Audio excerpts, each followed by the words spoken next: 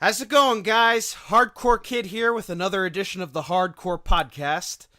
To my left of me, I have, as always, Otaku Nate. Hey, how's it going, everybody? And for once, we are not talking about robots. We are talking about a sport that does involve combat of sorts. Sports, you say? Sports entertainment. Yes, today we're going to be talking about the latest WWE WrestleMania 33, and joining us today we have another wrestling fan and Ace Gamer, Mike Maverick. How you doing, Mike? Doing okay. Oh, and by the way, there is the women's revolution out there, and it's called Senran Kagura. I have no idea what that means. You don't want to know what it is, Brandon, knowing, if you rolled your eyes over me mentioning Miss Kobayashi's Dragon Maid, then you have no idea what you're getting yourself into if you look up Senran Kagura. Alright, I'll take your word for it. All I'm gonna say is that the creator loves boobs and nothing more. He blesses the boobs as God's greatest creation, but we're not talking about boobs, although there were quite a few boobs on this roster. There were some tonight. boobs, there were some butts, but this isn't Keijo. No, it is not.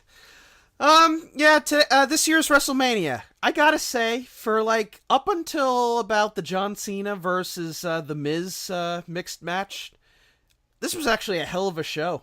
I would say that, while not a perfect Mania, it definitely atoned for the sins of WrestleMania 32 last year. Last year, the booking was atrocious. It actually won Worst Show from the Wrestling Observer Awards.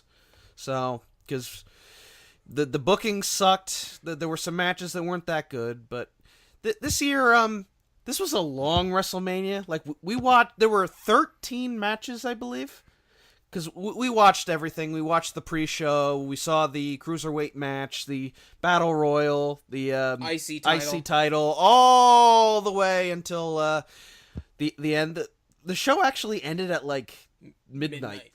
12:15. That was right when Undertaker was leaving. And at that point, Brandon and I just threw up our hands and said, okay, we're not doing the podcast tonight. We're doing it tomorrow. Hell no. We were going to do it immediately after so we remember everything, but we were so tired we decided, screw this, and then we went to sleep. So, Mike, what are your thoughts on Mania before we begin formal?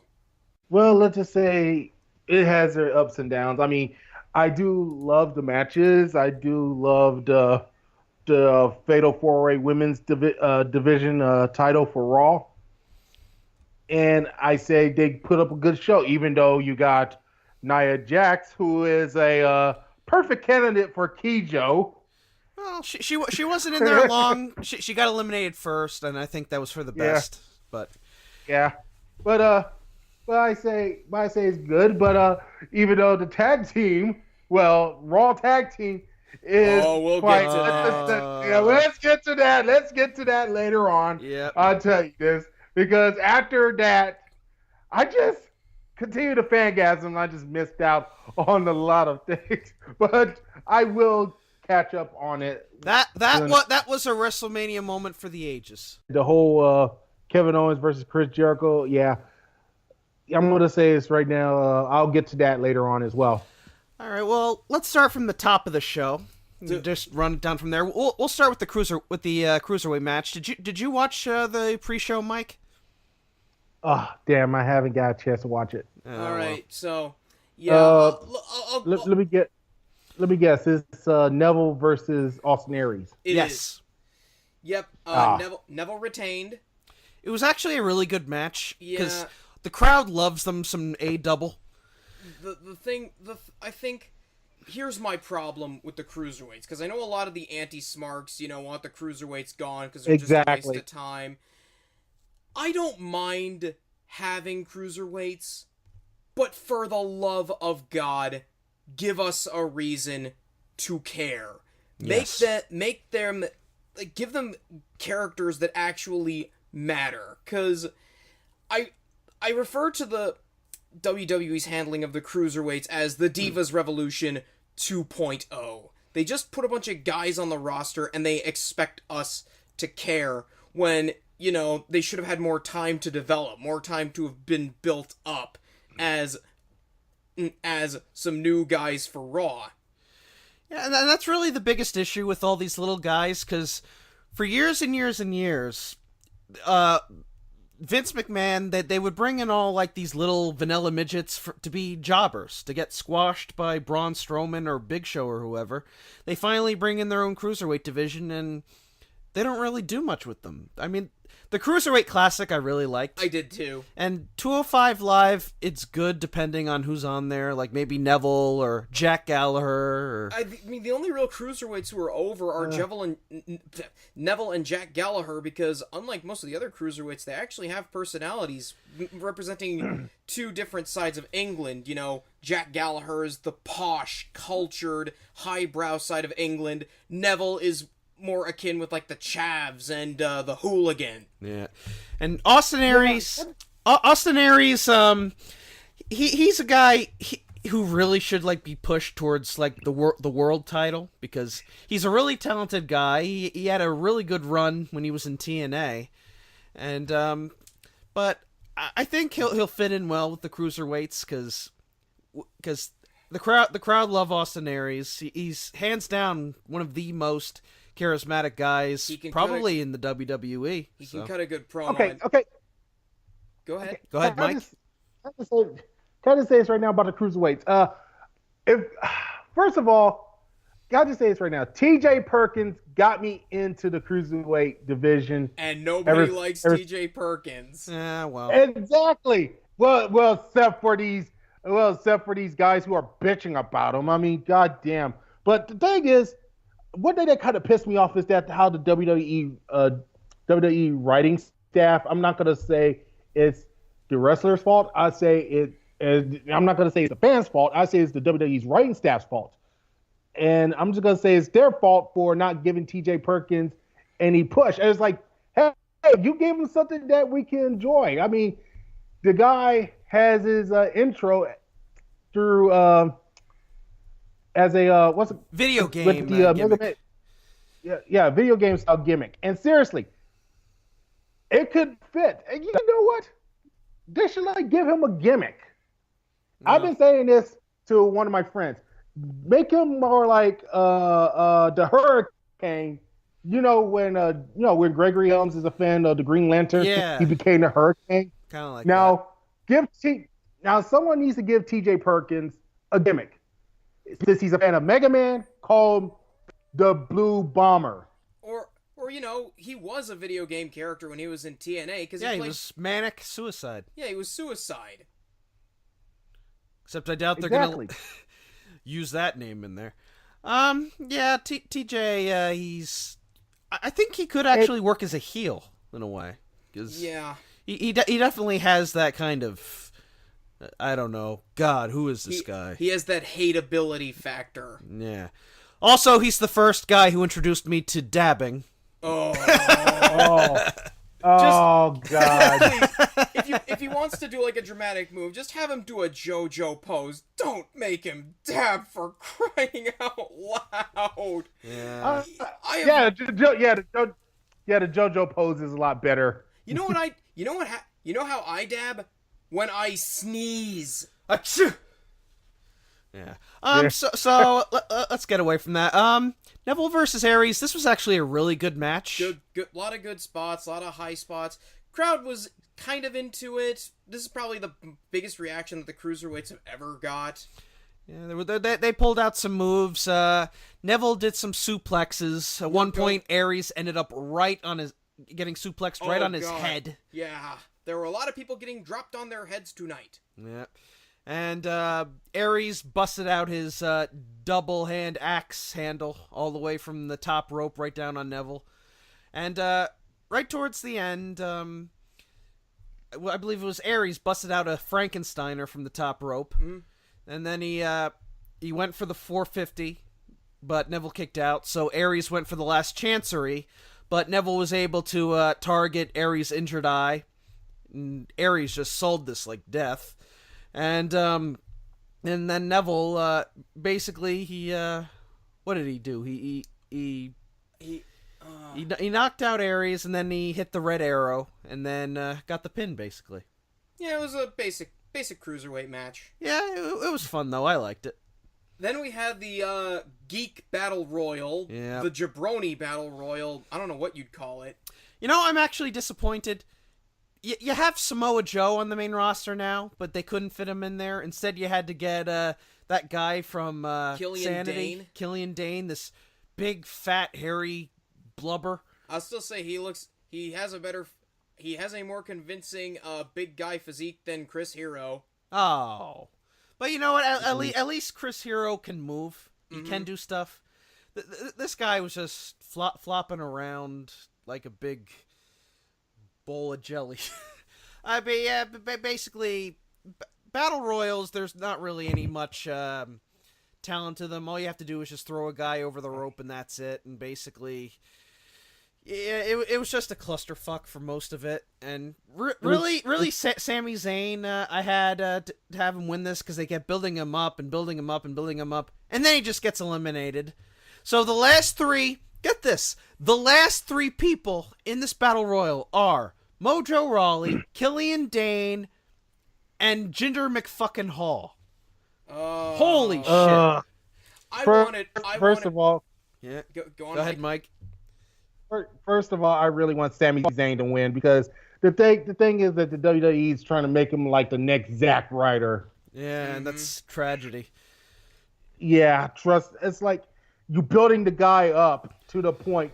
Oh, let's just bury that fucker.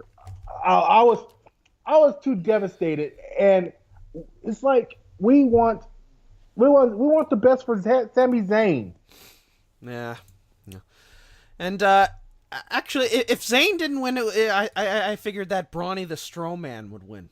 I call him the Brawny Man. Like, you know, the Smarks can hate on Braun Strowman all he wants, but you know what? I think he's improved a lot. There is something satisfying of just seeing a big mountain of a man just throw vanilla midgets around the arena like they're just a bunch of rag dolls. Yeah, I think he's much better. He's still not great, but I think he's improved a lot since he first debuted. He and the Authors of Pain are prime candidates for most improved from the Observer this year.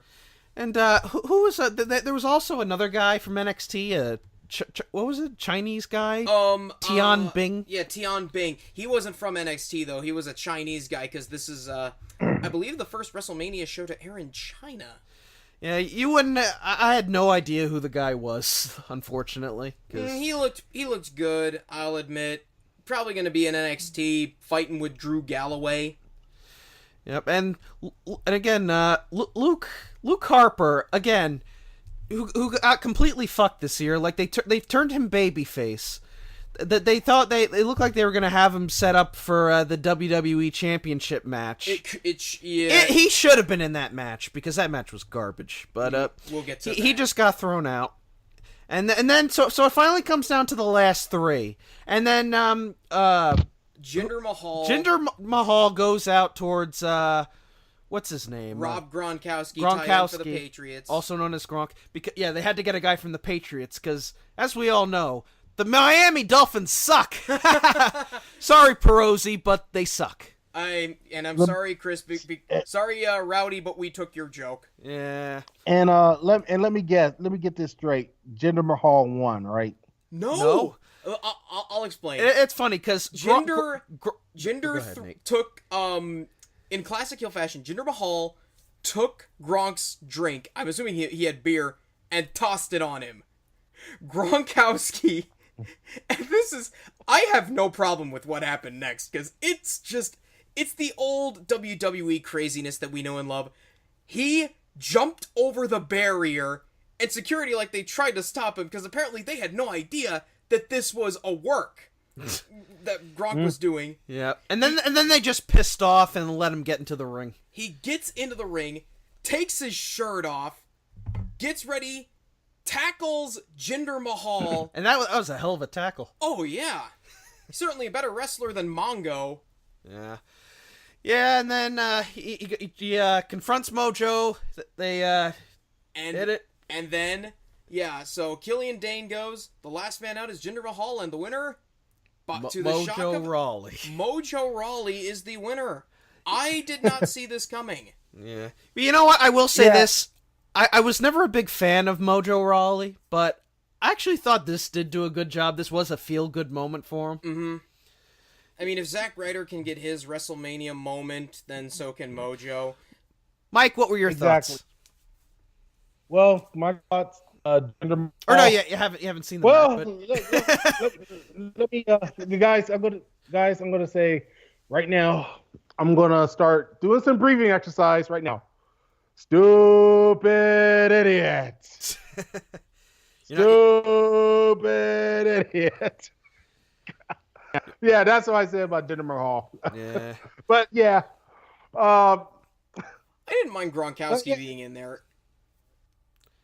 Yeah, I was like, it sucks that what's his name? Sami Zayn didn't win, but Mojo Rawley won it. And by the way, it's for the Under the Giant Battle Royale, right? Yeah. If this it's a nothing thing to win, but you know what? If you want to have at least some kind of award or something under your belt, hey, you got your name under the Andre the Giant Battle Royal trophy, and it's really just an excuse for all the geeks on the roster to, at least we have something for you. Yeah. Yeah, exactly. But I'm just saying, it's like ever since they started the whole thing, it's just like King of the Ring sort of way. Exactly. Like a King of the Ring tournament, but only a Battle Royale. So that was that. It was nothing. And people complained about the women's SmackDown Championship being moved to the pre-show, so they pushed it to the main show, and then they bumped the IC title match to the pre-show between Baron Corbin and Dean Ambrose. And honestly, I'm okay with this because this was a nothing match. It was. Not much happened, although I am disappointed that Baron Corbin didn't win, because honestly, I think Dean Ambrose has kind of run his course as a champion, because he has some charisma, but somebody really needs to push him to do his full-on lunatic gimmick, because Broken Matt Hardy sort of upped the ante for what a lunatic can be in wrestling, and they haven't really just done anything with Ambrose. I think giving the title belt to Corbin would have been the right move, because it not only paints him as a great heel, and he had some great heel moments in this match when he yelled at the ref, saying like, "That was 3!" He was playing to the crowd. He was getting into it. And exactly. Go ahead, Mike. Exactly. The thing is about Dean Ambrose, I do like the lunatic fringe gimmick, but it's not full lunatic. It's more like a Bugs Bunny gimmick, to be honest. Yeah. And this feud had some wackiness to it, because apparently this is the song written for the title match between Baron Corbin and Dean Ambrose. He tried to kill him with a forklift. Huzzah! Yeah. Yeah, so this was a nothing match, but I did like the ending. Yeah. Corbin was like, "Say goodbye to Dean Ambrose." And then he went for the end of days. Ambrose was able to counter it by doing a complete flip, and he got the dirty deeds on Corbin and retained the title. Yeah, I think Corbin has potential to be a big star on SmackDown, but you're not going to get him over by having him job to Dean Ambrose, because, since they need to build up some new stars after Mania, I would pay to see Baron Corbin fight Luke Harper for the title, because Luke Harper deserves a good solo push. Yeah, and speaking of SmackDown, I like to say is that Mauro Ranero, I hope he comes back. And if something happens to him, I'm looking at you, JBL. Yeah. I'm not gonna. There's two sides to the story, but I'm not gonna chime in on that. Yeah. Let's just move on to the main show, and the New Day comes out like last year in cosplay. Yeah, they were dressed up as characters from Final Fantasy. Honestly, the only Final Fantasy games I've played are, unfortunately for me, Final Fantasy X and Final Fantasy VIII. I'm gonna do the Titus laugh now. No, I'm not. That's an overused meme that deserves to die. Yeah. And also, I'd just like to say to Xavier Woods' hair, I'm sorry, I think Chris Jericho did the Cloud Strife hairdo back in '98. We had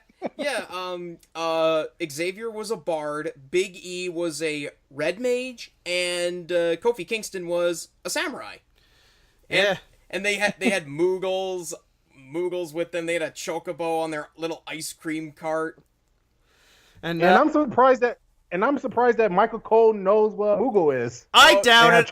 I'm sure it was they plugged it for him. When Michael Cole said, "I love Final Fantasy," I just rolled my eyes and I said, "Yeah, I just rolled my eyes at him and I said, "Yes, Michael Cole, you love Final Fantasy almost as much as I like getting a root canal." Next day he'll say that he watched Keijo. Oh no.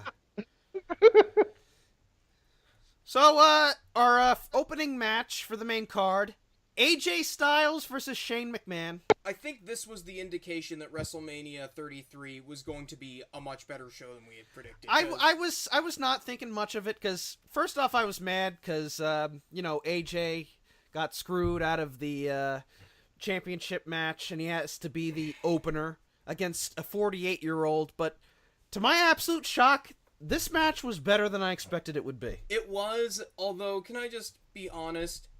I don't want Shane in any more WrestleMania matches. Not that I don't think he can't wrestle. He can.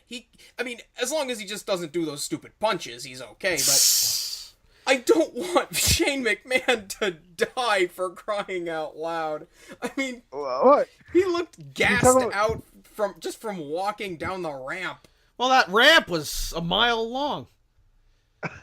I mean, it's like, yeah, I was like, right now, it's like back then, even though I was like, the funny thing is about Shane McMahon, I was like, you guys can hear me, right? Yes. Yeah, we can hear you. All right, cool. The greatest thing about Shane McMahon is like, when it comes to pay-per-views, he always delivers. And sure. Like, for instance, it's like, I mean, seriously, flying on top of a Hell in a Cell, flying on top of Titantron in order to even the Titantron and everything else. I was like, dude, I mean, yes, his punches sucks and all, but the guy always delivers and everything else. He knows how to tell a good story. He should take. And not to mention, I was like, I think is he taking wrestling lessons from Mick Foley? I don't know. Maybe he should learn his punch technique from Samoa Joe. Yeah, I mean, yeah. I know, Matt. I don't know if you follow the indies, Mike, but there's a guy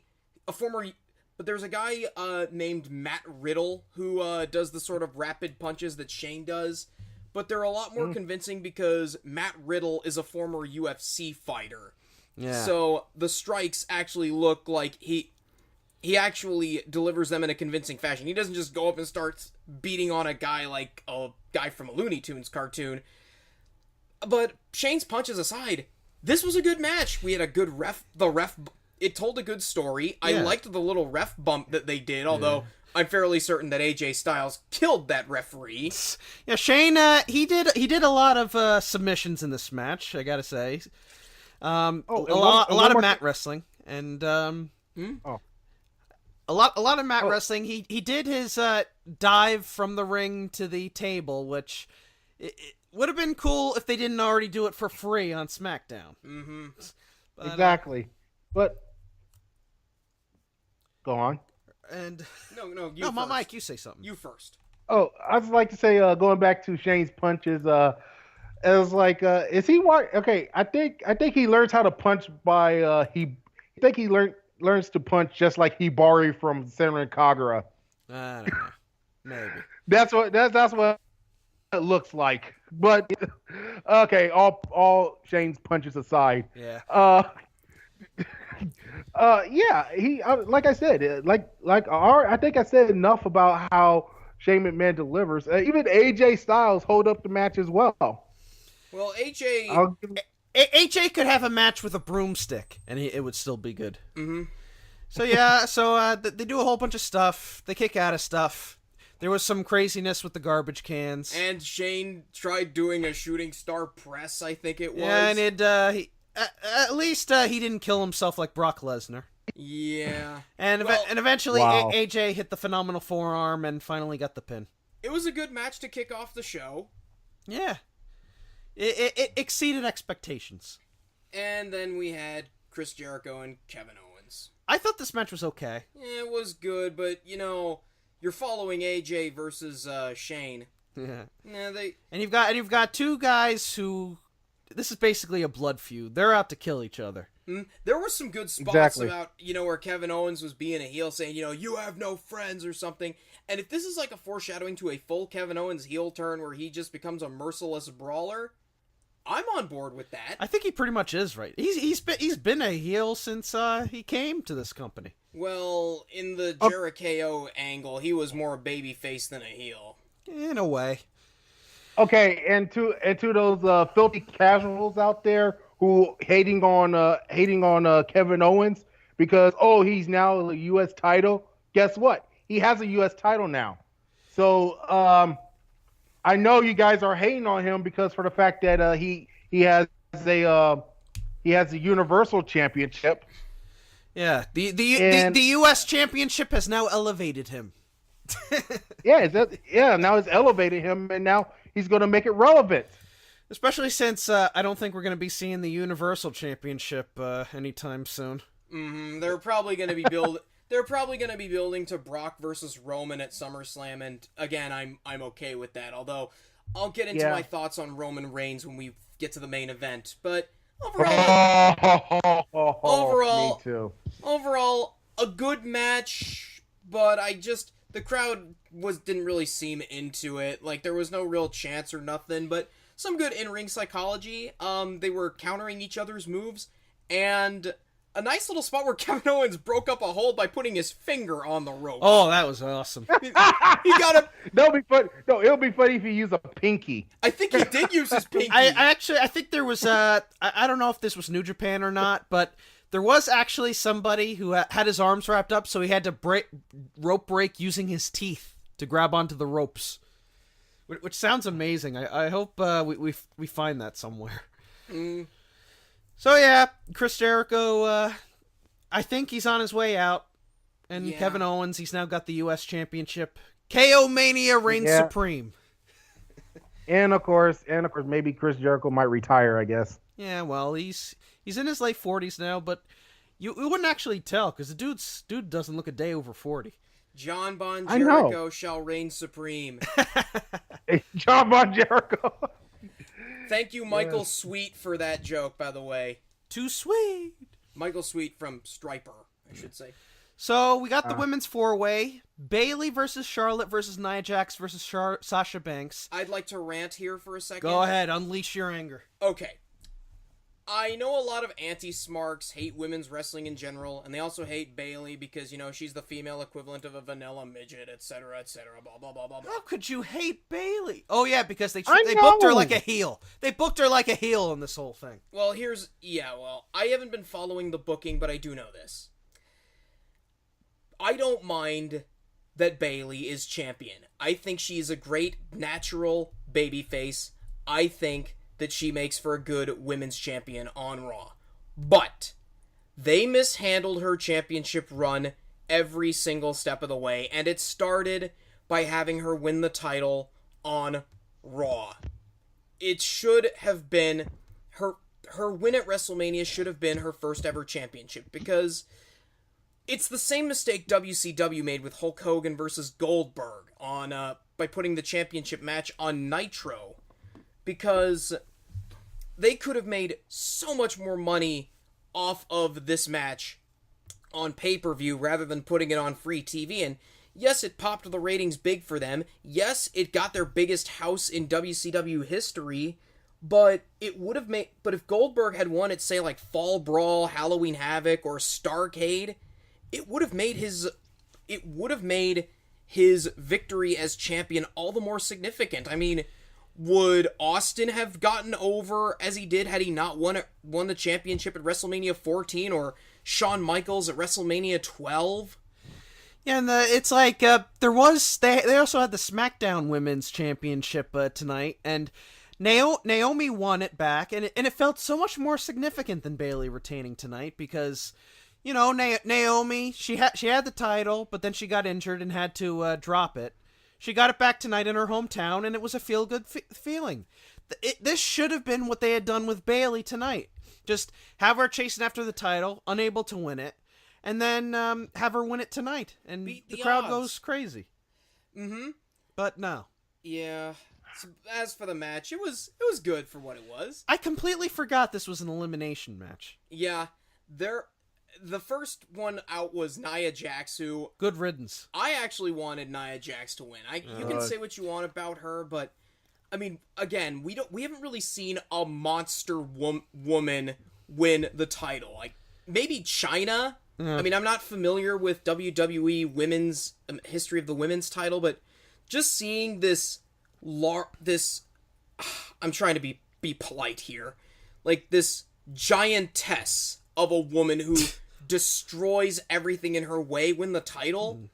That would have been significant. There was there is another giant woman out there who was women's champion for quite a while, and that was Awesome Kong. And she or Karma. Yeah. And unlike Nia, she did have a lot of experience, and she was a hell of a wrestler. But Nia Jax, she's still very green, and I don't think she's ready yet, but she isn't ready. If she beats Bayley at, say, SummerSlam, I think it would make for a great title change. Sure. She just needs a little more time to mature. She got eliminated first, and even though I was mad that she did get eliminated, it was cool how she went out, because these three average height women are like, oh crap, we've got this monster in the ring with us. What do we do? Okay, let's just give her a dog pile. Let's just dog pile on her and pin her, all three of us at once. That was a great spot. I liked that. Yeah. And then Charlotte, she realizes, oh crap, I'm in the ring with two friends now. And then she... Yeah, fuck off. You two fight it out. Beat the shit out of each other. I'm just gonna sit on the sidelines and watch you. They teased a Sasha Banks heel turn, which is what a lot of the Smarks want. I don't think it's time for her yet. There's only two baby faces on this Raw roster, and it's Sasha and Bayley. If you just have Sasha turn heel, Bayley's the only baby face. Exactly. Which doesn't make any sense. Until Raw gets like a solid baby face or something, or like a true star. Maybe if they... I don't know what they're going to do with Emma. Because obviously, Emma we probably won't see until, like, I don't know, 2019. Yeah, but, yeah, because they really need some star power. Both these divisions. Ever since they separated them, they've just been completely washed. Well, the SmackDown women's division is arguably better. Yeah, they got some good wrestlers. You got some good baby faces in Naomi and Becky and... who else is on? Nikki, I guess. Nikki Bella, Carmella, Alexa Bliss. Alexa Bliss. I was about to say her name. Yeah, but yeah, like I don't know. Asuka, I thought at Takeover she'd finally lose to Ember Moon, but no, she retained through cheating. But yeah, they definitely need some new talent for the main roster. Indeed, and I think that's kind of what this women's tournament they're holding this summer is about. I mean, I know a lot of the anti-smarks saying, you know, women don't matter in the WWE, but fuck 'em. There are plenty of men and women out there who like seeing the women, and I'm finally glad that they're getting their due. Okay, mind if I rant this? All right. Go ahead, Mike. Mind if I rant? Well, from what I heard about when these anti-smarks, or should I say filthy casuals, saying that, they're not all filthy casuals. I will agree that some of them are a bit harsh, but I mean, like, my favorite anti-smark, believe it or not, is Brian Zane from Wrestling with Regret. Oh, he's awesome. Yeah, he's good. Because unlike a lot of the anti-smarks, he doesn't just talk about how much the product sucks. He says, okay, this is good, this isn't so good, but I think it could be better. He always tries to find an upside in something. Yeah, because the thing is, I've been having trouble trying to trust these people who are anti-smarks. Like for instance, there's this idiot named MT Omar reviews. I don't like that fucker. By the way, Uh, and yeah, also good reviewers to listen to are Brian Alvarez and Vinny Verhey. They're a big yeah, inspiration to the podcast. They're great. and as for like guy who hosted Wrestling with Regret, like you Brian mentioned, Zane. these guys are good. These guys are good people. But people like fucking MT Omar and WCW NWO Wolfpack 2016, who are these guys are? These guys running these channels like bashing the smart, saying that it's our fault that wrestling No. is in there. No, it's not. No, it's not. You know whose fault it is? It's the WWE writing staff. It's the booking. Those people who are doing piss poor booking are is at fault of this whole thing.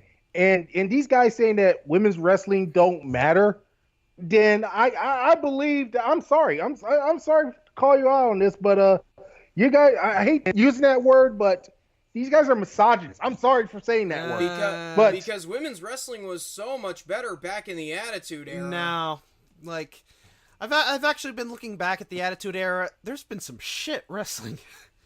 There were some good stories. Yes, not it so is. good. I think there were some good stories. Most of the wrestling though was unmemorable compared to what WCW was doing. Like people are bitching at how wrestling's too PG, and it's like, you know what? At least you're getting some good matches.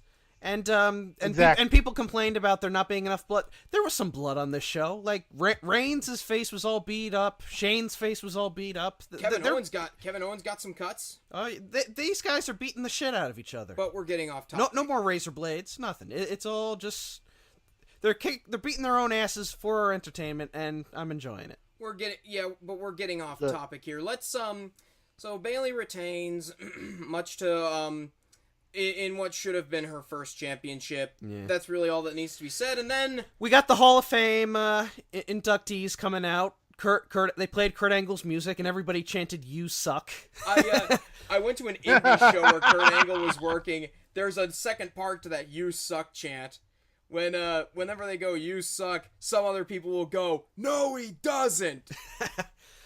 I remember when Kurt won the World Heavyweight Championship in that Battle Royal when he beat Mark Henry. And right at the end, everyone chanted, "You rock," which was really cool.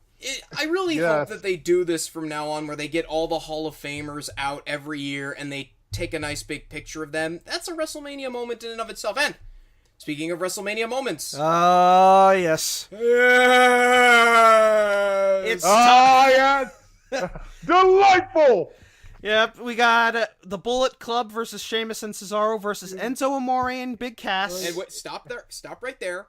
I'll take over. Go ahead. So the New Day come out, and everyone's curious. You know, the New Day says this is now a fatal 4-way, and my instant thought, like I heard the delete chants, and I go, no, that's not. The New Day are going to enter in themselves and win the titles. I'm like, no, that's not going to happen, because the way they did it, it seemed as if the New Day was going to enter themselves into the ladder match. I think that was the idea. And they swerved you. And they swerved us in the best way possible. All the Titantrons turn purple, and who comes out but the Hardys? I marked so we hard. We were going crazy. My seat. Yes, and we indulge. Yes. So the Hardys come out, and Matt he's still got the streak in his hair, and he looked about, I don't know, 55% broken. Mm-hmm. Like he was doing the occasional aneurysms. He did the arm movement. There was the delete chant, and I actually went on the YouTube site, and he sounded kind of normal. He wasn't really doing the accent, but he did do the delete bit at some point. I think it's because of the whole lawsuit with Anthem. I think like once the whole thing gets settled or dropped, that's when Matt will go back to I think Rebby Sky now owns the rights to it, but there's still some kind of dissension between the two of them. But Yeah. So- in other words, hashtag fuck that owl. fuck that owl. This match, it was a good match, but I think it was really overshadowed by the Hardys' presence. Yeah, and they didn't really do much in this match, which is understandable when they wrestled everybody's favorite spot monkeys, the Young Bucks. The Bucks of Hardys. They've been. It's amazing. These two fuckers are insane. In the past 24 hours, they had 2 ladder matches. One with the Young Bucks and one with 3 tag. The Bucks of Youth. Those spot monkeys. You know, Spoonie had the burn of the night because somebody asked, once the Hardys won the titles and they appeared, they said, so the Hardys are now the greatest tag team in all of time and space. What does that make the Young Bucks? Spoonie responds with, overrated spot monkeys. Hey-oh! Okay, so... Okay, can I just explain what... Okay, when Michael Cole said that things are about to be broken, I was be like, he's like, are you catching up? Are you catching up with the Hardys, Michael Cole? Well, I'm not sure. I will say this. I will say this though. I will be watching Raw tonight. I am interested to see what direction they go with the Hardys. Yeah, we'll talk about where Raw and SmackDown should go from here. So basically, there was some wackiness with the ladders. Sheamus, his head was all stitched up from the ladder incident from last week's Raw. There was a picture of the scar he had. Jesus Christ! Cesaro did a long giant swing with Gallows. I thought he was gonna do 100 swings with that thing, but he only got up to about 27. I don't think so. It was cool though that Sheamus was counting in rhythm by chopping Carl Anderson. That was a fun spot. Yeah. Basically, what happened here? Cass had Enzo on his shoulders, tried to get the belts, wasn't able to, and then what was it? I think it was Sheamus and Cesaro ended up on both ladders. Jeff did a swanton dive onto Cesaro, completely destroyed the ladder. There were 2 ladders. There were 2 ladders. Destroyed a ladder, and then Sheamus just rolled right off. He's like, fuck. I don't think he got all of that. But then, since everyone was outside the ring, this left Matt and his broken brilliance to go get the titles. I think somebody should have told Matt you could unhook the entire rack that the belts were on, but he's like, nah, fuck it. I'm just getting both belts off. He should have summoned Vanguard 1 to get the belts. Wait, or even better, Senor Benjamin. Have Senor Benjamin come out with a taser and just tase Enzo, and then Enzo just goes, and Enzo. He'll be like, Enzo is determined to get himself killed. Basically, he's almost died 4 times. I think Enzo would work better as a manager than as a wrestler. Yeah, because he's got the mic skills and the hype to be one, but like as a wrestler, he works way too fast. Yeah, too fast. He's sloppy, and he has the charisma, but he just, and he's really good at selling, but just not good at offense. And also, he stole Scotty 2 Hottie's hairdo, or whatever. There were some horrifying costumes tonight, because Cass, a lot of wrestlers tonight were like tan as hell. Cass comes out in these red trunks, and his body color is almost about the same color as his trunks. Yeah, he looks like a pack of Big Red. And Enzo came out with his wacky gold suit. Geez, Walt Frazier, or neither Walt Frazier nor Don Cherry would be caught dead in those things, and if you don't know who those are, look them up. You'll see some silly And Matt and Jeff, they actually look the most normal out of everybody in this match, believe it or not. Yeah, a lot of people were tanned tonight. Yeah, a farmer's tan, as some like to call it. So yeah, the Broken Hardys win, and it's an absolutely delightful win, a perfect end to the exhibition of gold, I would say. Yes. And then we move on to a match that I wish was better than it actually was, but again, the ending more than made up for it. I wasn't expecting much out of this match. John Cena versus The Miz and Maurice with it was John Cena and Nikki versus Bella. The Miz and Maurice In a mixed tag match. Mm-hmm. This was my bathroom break. I'll say this, though. for all the crap that The Miz gets from wrestling fans, he knows how to be a good heel. Do you agree with me, Mike? You there? Yeah, I do. Just giving, I'm here. Just giving a rain check. Okay. Well, say what you want. I'm here, and also I'm just go ahead. Yeah. Say what you want about The Miz and his wrestling ability. He knows how to be a great heel. He has the charisma. He knows how to play to the crowd. He knows how to connect with viewers, both casual and hardcore. And he's a guy that you want to see defeated. And that's the kind of heel that I think WWE really needs. Yeah, like, there's very few heels these days that I genuinely hate.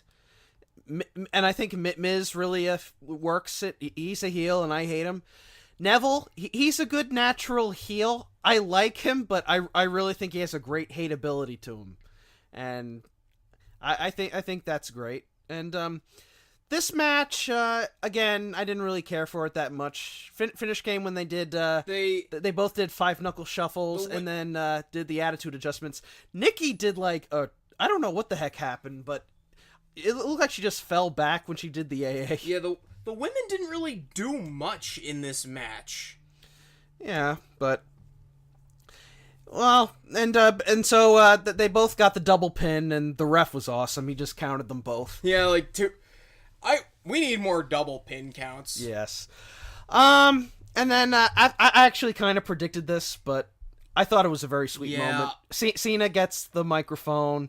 He gives this speech about how when Nikki broke her neck and he was with her in the hospital, and then I am not afraid to say that I kind of teared up at this because even though I don't really follow the WWE as a hardcore fan, you could tell that Cena meant every single word that he said. Absolutely. And this was easily the second most heart-wrenching moment of the night. Yeah, we'll talk about one later. We'll get to the number one of that night. Yeah. And so basically, Cena popped the question to Nikki. He pulled a ring box out of his jeans. I'm pretty sure he's had that in his jeans since like the beginning of the year, like a year and a half. So he finally gets it out. Nikki says yes. They kiss in the ring. It was a wonderful, wonderful moment. But and you know what? There were cheers. There were also boos. Yeah, I mean, you motherfuckers! How dare you boo this? To all you small, you know, as much as I don't like John Cena, as much as one bit, as much as one guy, but I don't boo that. But I don't boo that shit. Next to Roman, he was like the most hated person tonight. Mm-hmm. But yeah, I really like this. Yeah, it was a good match, Mike. Your thoughts? Yeah, my thoughts is that I'm still fangasming over the Hardys coming back, but I just missed out on it. But but still, I say that if I could look back to it, and I was like, you know, I think the whole thing is awesome. I think The Miz owns 3/4 of the match, but at the end, I say. Props to John Cena popping the question to the people who are booing. Dude. I don't like John Cena myself. I don't like the guy. I don't like his talent. The guy is so overrated as fuck. But let him have his moment, okay? Let him have his moment. Mm-hmm. Yes. That's his WrestleMania. Oh, you know, it kind of reminds me of. Ooh. The Macho Man Randy Savage I was about proposing to make the comparison. Miss Elizabeth. Mm-hmm. That's the biggest comparison I remember. I was watching that. I was watching that while I was little. On free TV, by the way. But yeah. But at least looking back at it and then looking to that, there you go. Yeah. So that was good. The match was nothing special, but the ending was great. Yeah, and then this was my pick. This was probably the second worst match of the night. We move on to Triple H versus Seth Rollins. In an unsanctioned match, or in better terms, a no DQ match. Can we talk about Triple H's entrance? Yeah, Hunter, when it comes to WrestleMania, he always has, like, the best entrances. And here, basically, he stole Undertaker's motorcycle for this. And he's accompanied to the ring by a police motorcade. Yeah. They even played the sirens. It was really cool. And, then CrossFit Jesus comes out holding a torch. And then he lights up the entire ramp, like, fuck this ramp. And I look at it and I go, Seth, the Olympic Games aren't for another 18 months, and that's the Winter Olympics. Yeah, it was cool. I honestly haven't really cared about this feud, and that's because Seth Rollins is supposed to be the babyface in this feud, but the whole storyline behind it is that Seth Rollins, back when he was a heel, he was under the wing of Triple H. And all this time, Triple H was helping him cheat. So, when Hunter turned on him to give Kevin Owens the Universal Championship, Seth felt betrayed. And so, he automatically turns face, and now he wants to get revenge on the guy that helped him cheat?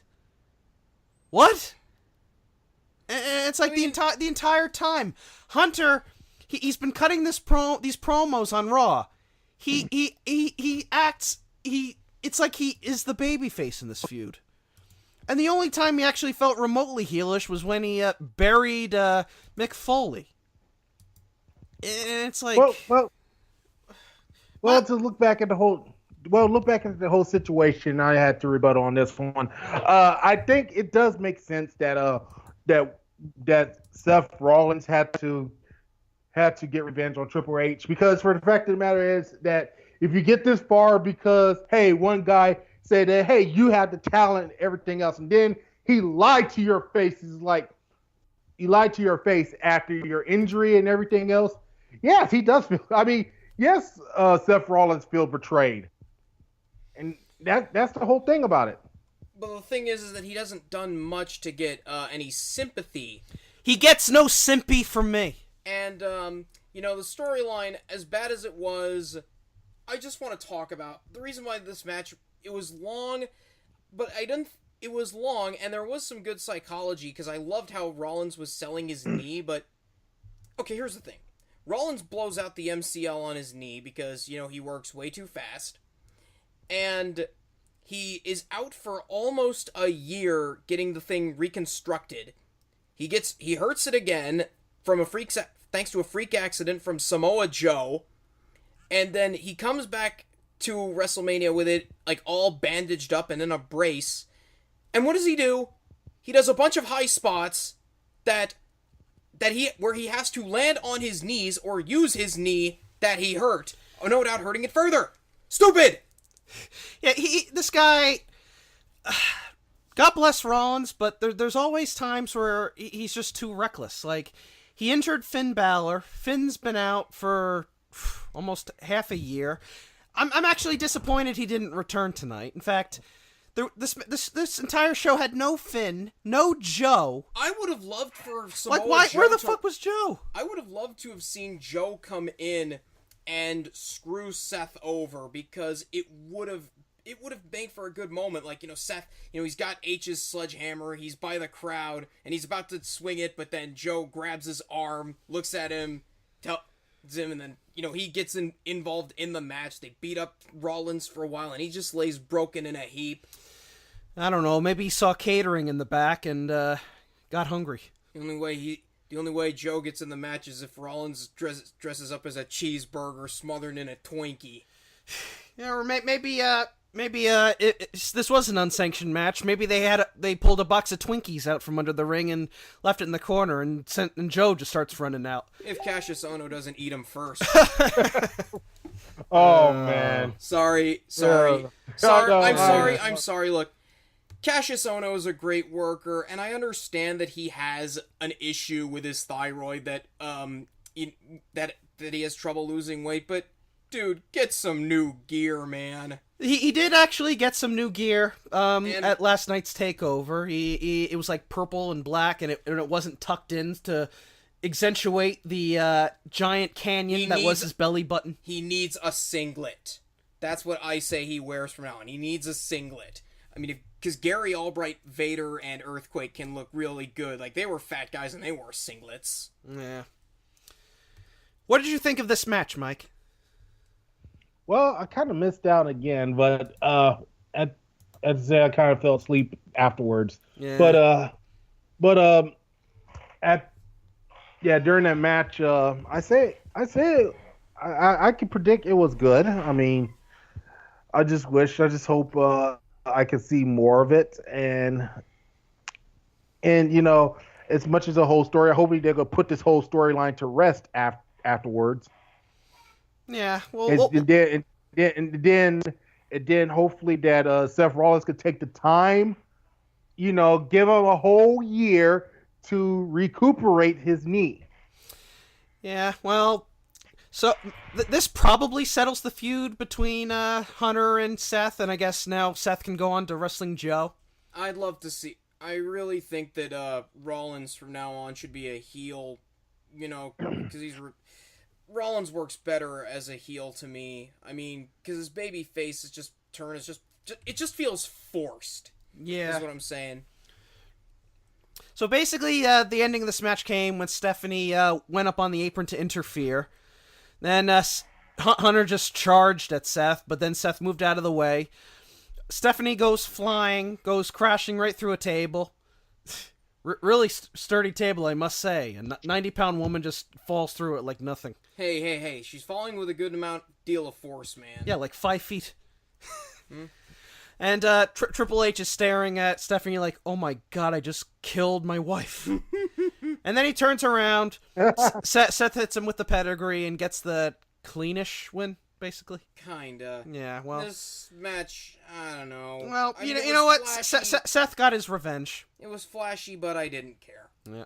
And speaking of not caring... Oh my god. Bray Wyatt versus Randy Orton. Okay, time for me to make my rant. Go ahead. So here we go. So this whole shit starts when Orton basically he got into this feud with Bray Wyatt. Then in a tag match, he turns on Kane. Kane is taken out. He's never been seen since, and he joins the Wyatt family. Okay.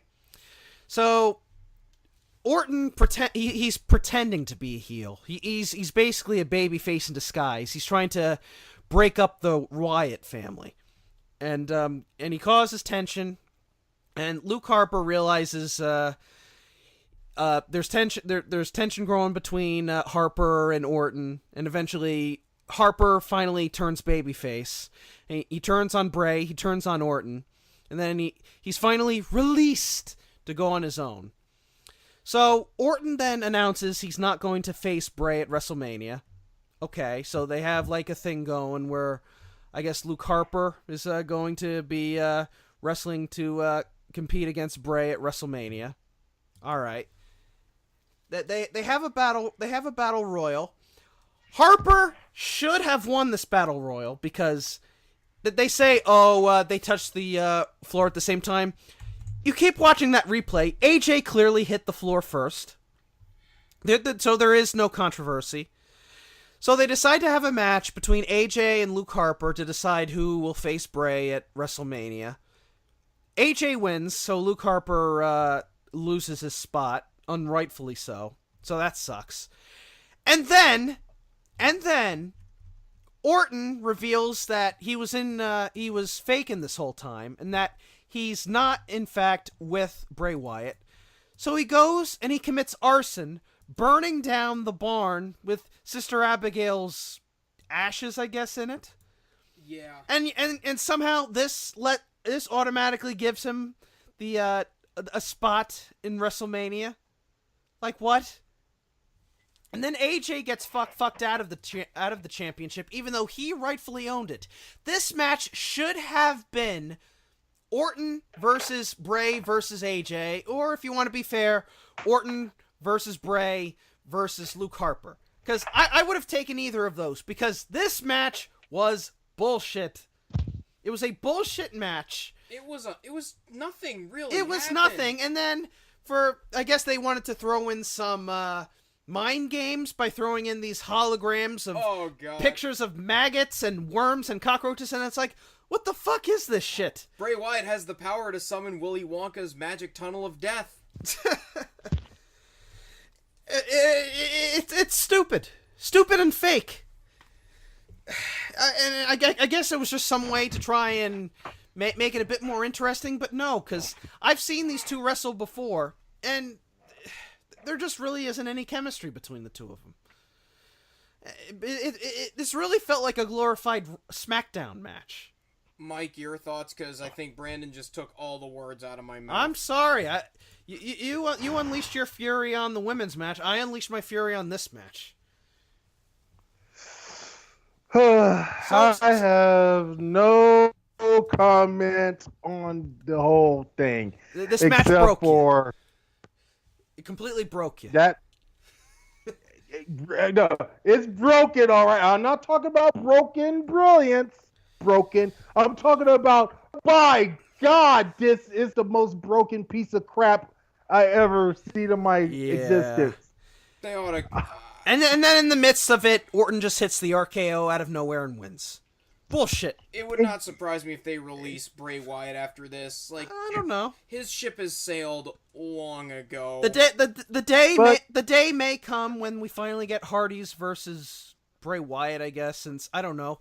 The Vintner might come back and join Bray again, but we really don't know now. Yeah, don't. The thing, I just hope one thing. I think Eric needs to come back. Eric needs to come back and join Bray Wyatt again. Oh no, and then reform the Wyatt family. Huh? Yeah, there was a weird moment where your audio went really slow, and it almost sounded like you were getting possessed. It sounded awesome. Hello, can you hear me? Yeah, I can hear you. We can hear you. All right. Yeah, like I said, they could at least bring Eric Rowan back and fucking bring back the Wyatt, bring the Wyatt family back and everything, and then we'll see the Wyatts versus the Hardys. We'll see what happens. It's up in the air right now, but yeah, thanks a lot, Randy Orton, for ruining our chances, because can I just say this? Here's a lesson I learned. Randy Orton ruins everything. I don't know. I think I've turned a corner with Orton in the past couple years, because his RKO's certainly gotten over. The only time I really don't like Orton is when he's wrestling John Cena, because these two have had like so many matches together. When he works with someone other than Cena, he can put on a great match. You know what? I'm sure after this he's going to be feuding with AJ Styles, and I know these two can have a good match, because they had a good match on SmackDown a couple weeks ago, and it was great. So I'm all up for AJ versus Orton. You want to say any last words on this match? Again, no comment. All right. You know what? Holy shit! There were a lot of title changes on this show. I think U.S. title changed hands. Both world titles changed hands. SmackDown women's title changed hands. Four title changes on this show. Speaking of, let's go to Brock Lesnar versus Goldberg, the match everyone was dreading. I'll say it right now. This match, it only went about 5 minutes. Still 100 times better than the match they had at WrestleMania 20. Oh my god, it made up for the match at WrestleMania 20 and then some. In 4 minutes and 46 seconds, they between these two men, they only did four moves total, and yet it was still entertaining. Yeah, there were suplexes, there was spears, there was a big collision right through the wall, which automatically gives this an extra star. Mm-hmm. I would have maybe throw in some punches. Yeah, I would like to see some grappling or like since these two have MMA backgrounds, like some MMA moves.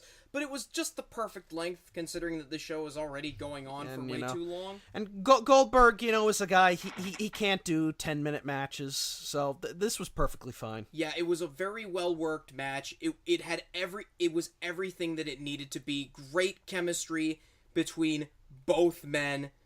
Not a single minute or second was wasted.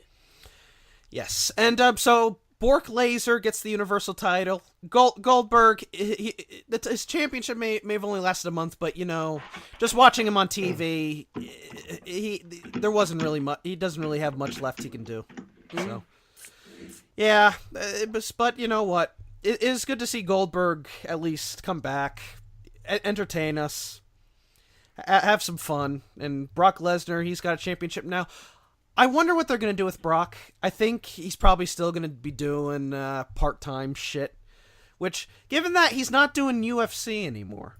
So, he retired from UFC. He's probably just going to be only making sparring appearances. And, they're paying him a lot of money to do nothing, basically. This Universal title reign certainly should enhance his career. Well, we'll see what happens. Did you see what I did there? Yeah. Oh! I just got it. Wow. Holy shit. Mike, you're a dope, Nate. You need some anti-doping. Well, on Goldberg versus Brock Lesnar.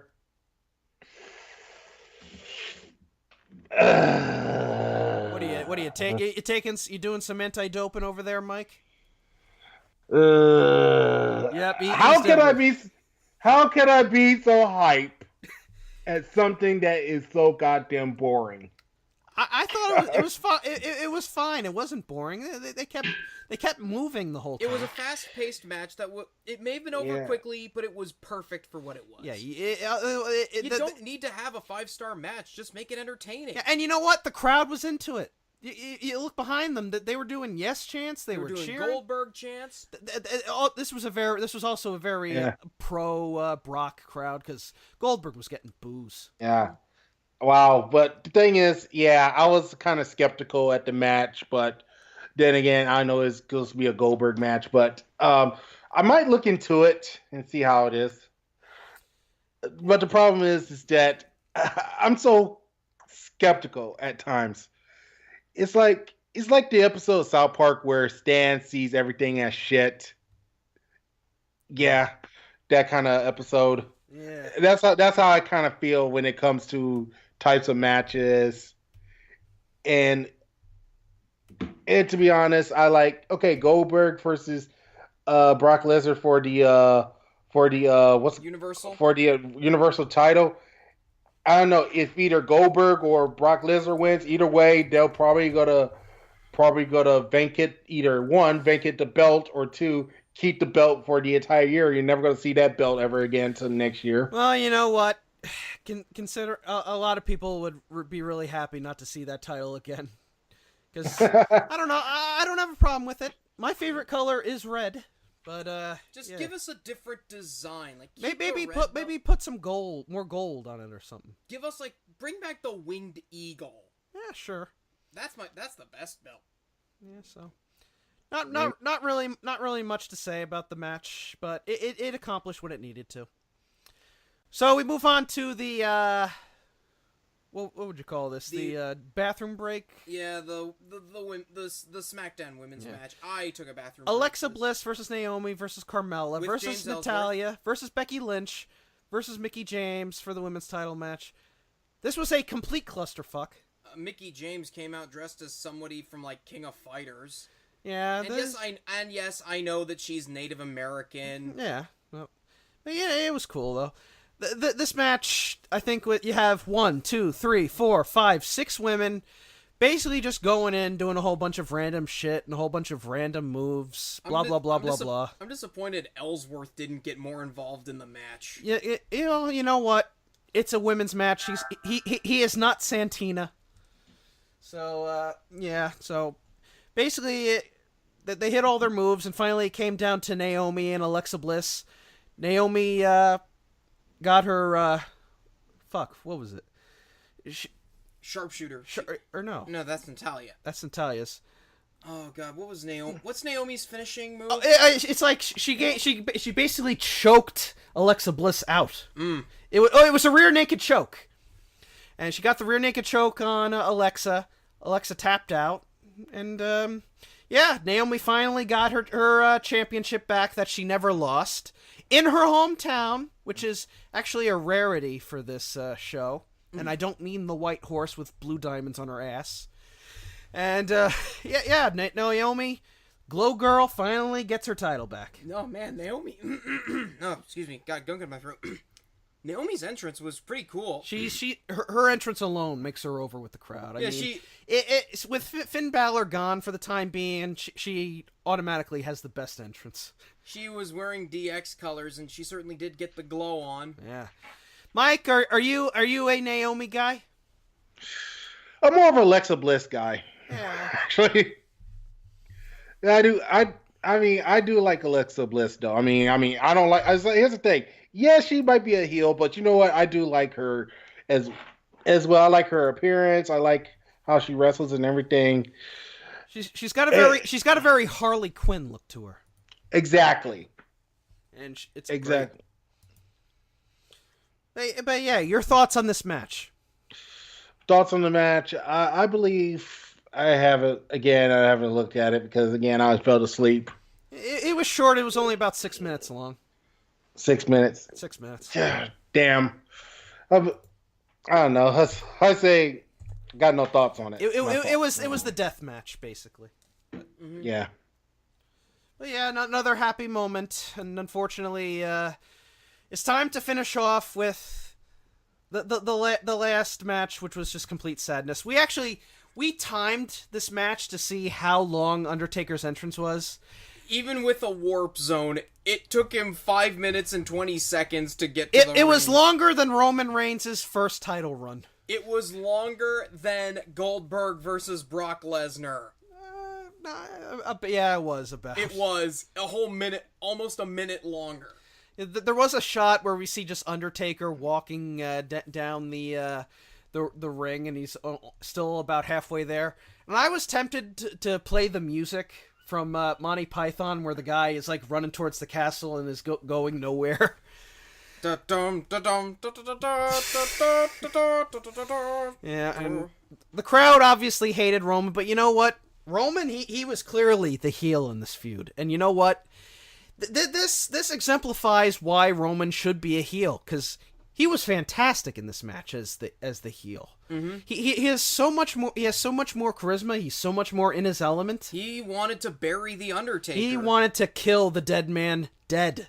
And it's really a shame though, because watching this, the Undertaker really couldn't do much. No, he's 52 years old. He's got a broken hip. He couldn't. He's in with a young, powerful, angry Samoan. And he apparently, if you want to know, just say what you want about Roman Reigns, about how he's Vince's guy. The Undertaker asked Roman Reigns to retire him. This was his decision. Yeah, so they didn't really do much. There was a few good spots, like when Roman speared Undertaker through the table. There was some chair. They got a chair involved. Was this the match where Undertaker chokeslammed Roman onto a chair? I think so. Yeah, it was. And then he also gave him the Tombstone Pile Driver. Roman was kicking out of everything. He was hulking up here. And then finally, Roman just unleashed hell on Taker. He hit him with multiple chair shots. He hit him with a spear. Several spears. Taker wouldn't die, and then this was really sad. He tried to do the Undertaker sit up. What do you call it? I don't know. Yeah, the Undertaker sit up, and then he just falls down. Mm-hmm. He's defeated. So Roman, he's sitting there in the corner thinking, "Yeah, I got this guy dead. He's in my yard now. I'm gonna bury the hatchet." So he hits a couple more spears. Then Undertaker, he doesn't kick out at 3. And that's it. Mm-hmm. Undertaker is now 24-2? I believe he's 24-2. He is one of the ones in the 24-2. And then, you know, the fireworks go off, and Roman just looks back. Like, you could see the heelish persona in his face. After literally years of this shit, this was one of the best heel turns ever. Well, we don't know if Roman's going full heel. We'll have to find out. They better, because they were they better. Because yeah. But then, you know, let me finish this. Go ahead, Nate. Say what you want about the match with Roman and The Undertaker. Yes, it was slow. Yes, Undertaker couldn't do everything that he once did back when he debuted at WrestleMania 8. But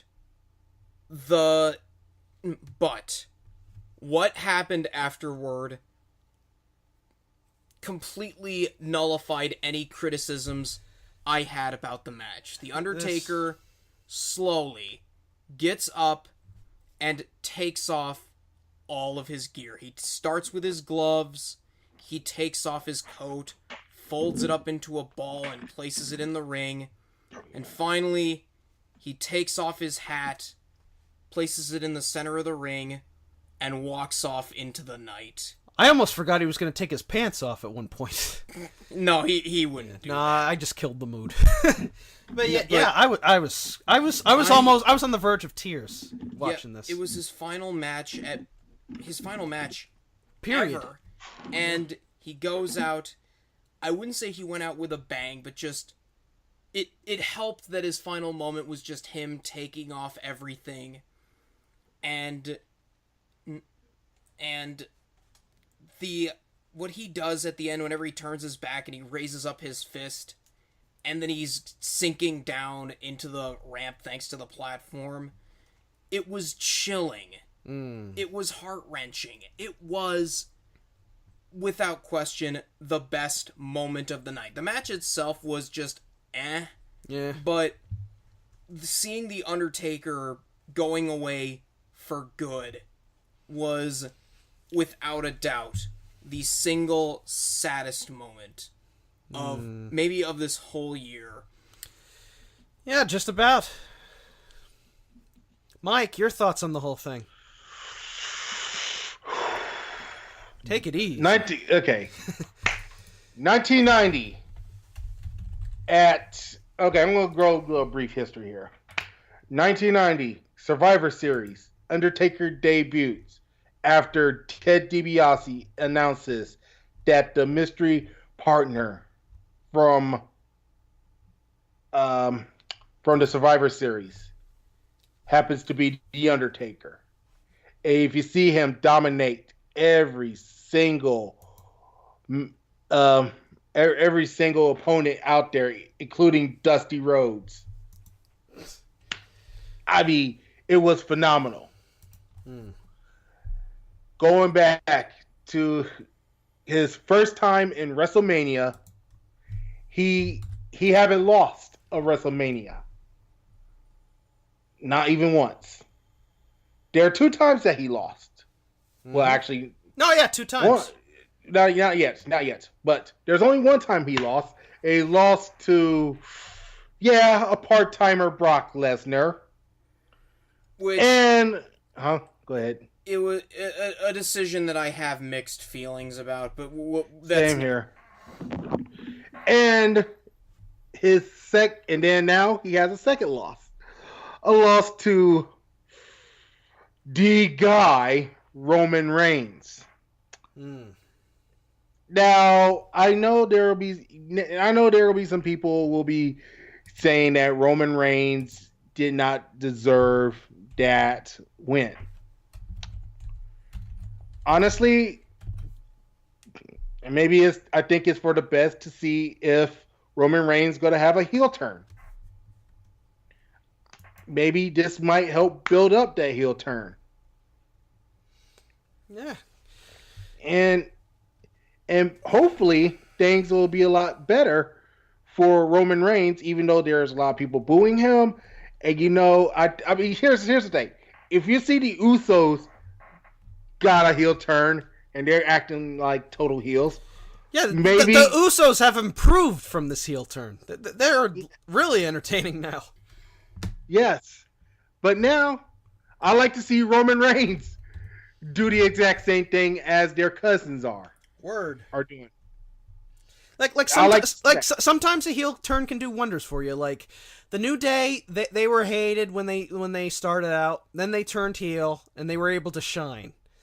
When the universe realized, oh hey guy, you know what, these guys really are cool. So they turned them babyface and they've been over ever since. Exactly. Like again, let's say with The Rock. Like he started out as a face, he was hated, then he turned heel. Rocky Maivia. And let's not forget Broken Matt Hardy. Oh yes. Yes. Absolutely. He was a complete heel. Even though that during that time he was Big Money Matt, no one cares about that. Yeah. But look at him, he looks like some sort of Seth Rollins ripoff. But ever since he became Broken Matt Hardy, he became heel. We started to like it. It's grow into it. We grow into that whole thing. And ever since then, he started to become face, and there you go. Now, Roman Reigns needs to take a picture from all of these people. New Day, The Rock, Broken Matt Hardy. And please, and not to mention, take a picture from to the Usos. Do it's like his cousins. His cousins, yeah. Just try to, man. It's like, let the people hate on you, but when you became heel, if you built your character even further, they start to like you. We'll start to grow on you. We'll start to say, hey, you are the guy. Yeah. But until then, I'm not calling that guy the guy. No. Until, because to me, he's just like John fucking Cena. Yeah, Cena at least has some kind of likability to him. Roman just, you look at Roman and he just doesn't scream babyface. Exactly. Mm-hmm. But yeah, this was the match wasn't good, but it was a very emotional send off for Undertaker, and yeah, WrestleMania 33. It was very good. I think the quality really dropped when it got around to the championship matches. Yeah, Rollins versus H and Orton versus Wyatt, I say, were the only major duds on that show. Like, for as much as I ranted about the women's match, the only problem I had with it really was just the booking.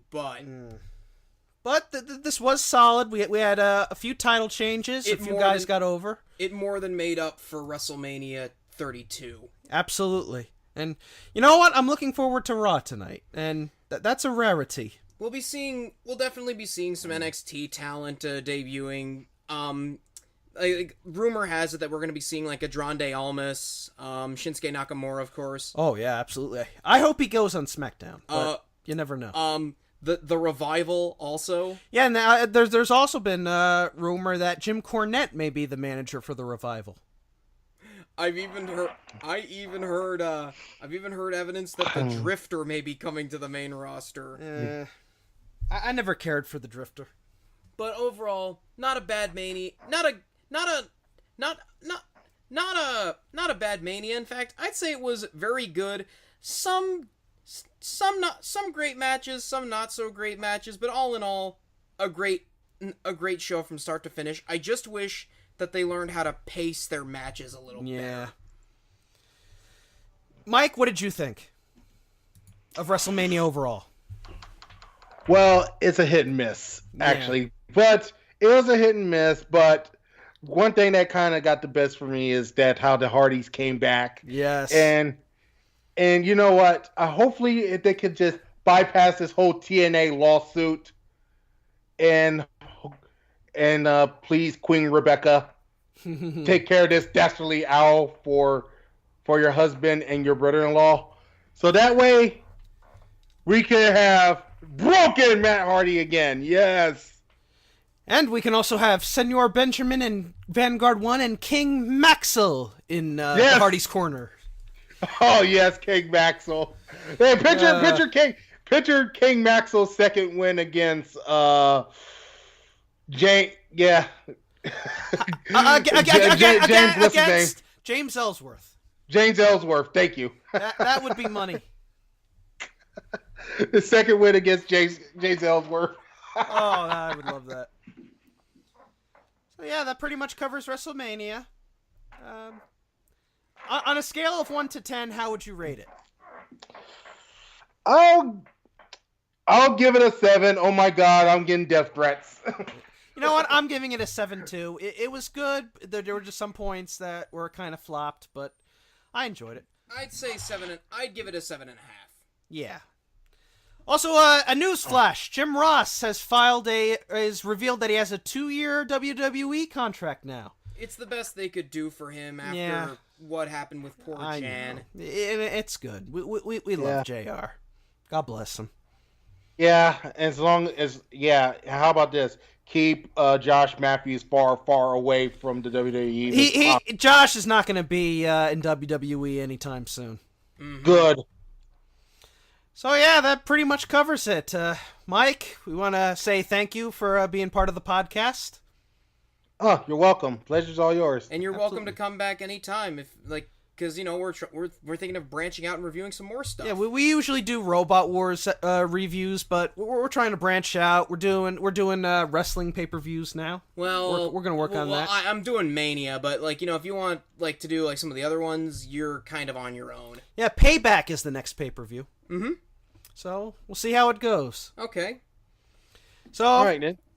Until then, I'm the Hardcore Kid, and to my left is Otaku Nate, and Mike Maverick. Yo, thank you for joining us on this podcast, and until next time, peace out. Later. Farewell, Texas Red.